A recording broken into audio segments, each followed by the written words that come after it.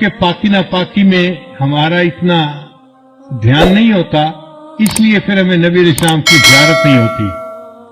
بہت سارے لوگ یہ کوشچن پوچھتے ہیں کہ جی اتنے سالوں سے ہم کوشش کر رہے ہیں کہ ہمیں نبی علیہ السلام کی زیارت نصیب ہو، مگر نہیں ہوتی۔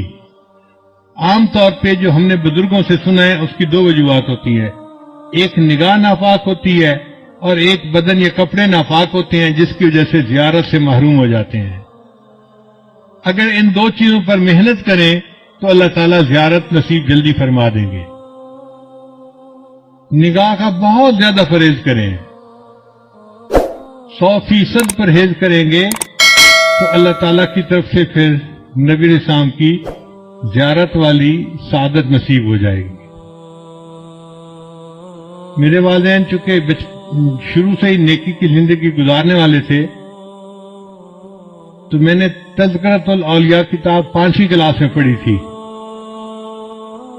5ویں کلاس کے بچے کو تو ابھی کنسیپٹ بھی نہیں ہوتا، مگر مجھے والد صاحب نے وہ کتاب لا کر دی کہیں سے، تو میں نے اس میں اللہ والوں کے واقعات پڑھے تو دل میں بڑا شوق ہوا کہ مجھے بھی اس لائن پہ چلنا ہے اور اللہ والوں کی لائن پہ آگے بڑھنا ہے۔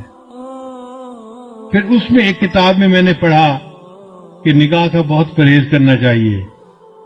تو چھوٹی عمر میں، ابھی میں بالغ نہیں ہوا تھا، اس عمر سے ہی نگاہ کا پرہیز شروع کر دیا۔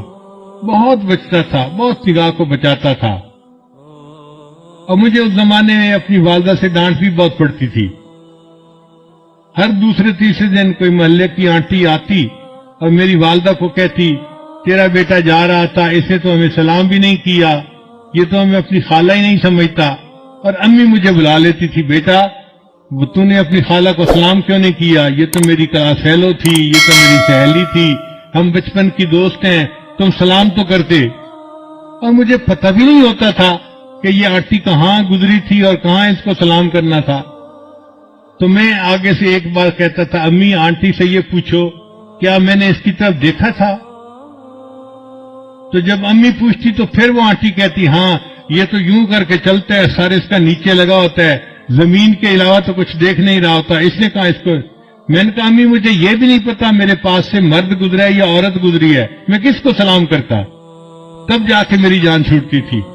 لیکن اندر اندر مجھے بہت غصہ آتا تھا ان آنٹیوں پہ، سارا محلہ خالہ بنا ہوا ہے، سارا محلہ آنٹی بنا ہوا ہے، اور بس ان کو سلام ہی کرو چلتے ہوئے۔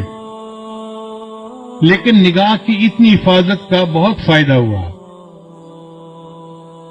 مجھے آتے جاتے جوتوں کی آواز سے پتہ چلتا تھا کہ قریب سے کون گزر رہا ہے۔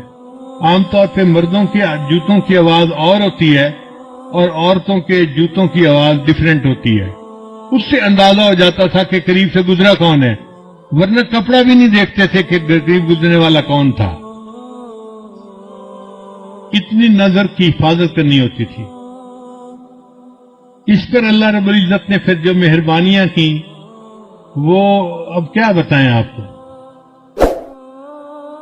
ہمارے ایک ساتھی ہیں لاہور کے، ایک دن مجھے کہنے لگے کہ میں آپ کو ایک بات بتاؤں، مجھے حضرت نے بتائی۔ میں نے کہا بتائیں۔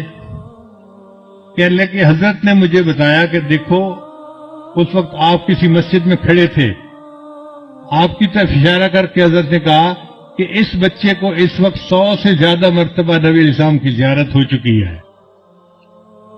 میں سن کے حیران ہو گیا، اور حیرت مجھے اس کی تھی کہ پتہ اس کو کیسے چلا۔ اس نے کہا جی کہ مجھے حضرت نے یہ بات بتائی تھی، شیخ نے یہ بات بتائی تھی۔ تو نگاہ کی حفاظت کا پھر یہ فائدہ ہوا کہ اللہ تعالیٰ نے 30 سال کی عمر سے پہلے 100 سے زیادہ مرتبہ نبی السلام کی زیارت نصیب فرما دی۔